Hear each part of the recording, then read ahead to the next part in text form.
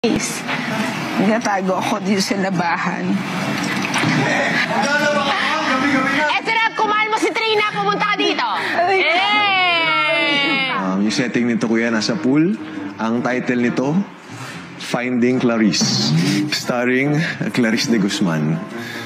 Parang ko yung lapel ko, maligo ako. Ang housemates nilapitan na si Clarice. Ang yung pag-ilan. Okay lang. Sino yung lapel? Water lapel. Wait. Ilang sandali pa, ang girls. What you see? Amiga. That clip. Maya-maya pa ang housemates nagpakwento na kay Clarice. Ayan na. Ma-seatbelt muna, mag-roller coaster tayo ngayon, ma. Paano kayo nag-meet ni Ate Trina? Paano kami nag-meet? Yes. Trina! Wait lang, tubig muna. Hindi, I love you. Water yan? Ilang sandali pa, Sure, bye. This is the what? Hindi ko naman sinisave niya lang ako.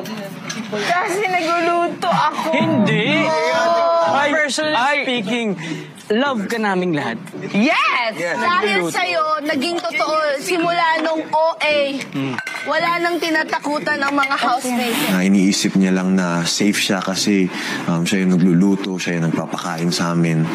Which is obviously not the case. Kasi sa akin po talaga, kuya, si Atik lang yung one of the easiest na makasundo.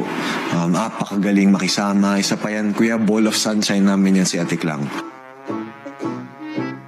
samantala sa loob ng bahay, si Dustin, Hindi ko expect na gagawin ko to. Yeah. Of course, yeah. Ask me a question, kwento. Take this time to rest na lang. Okay. habang si Clarice, Wala na. Ito, nasa akin.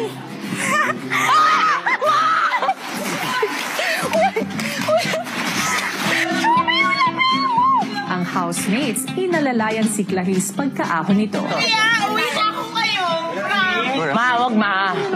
Ma, naghapan ka lang. Sige na. Uwi na ako ngayon. Ma, ano?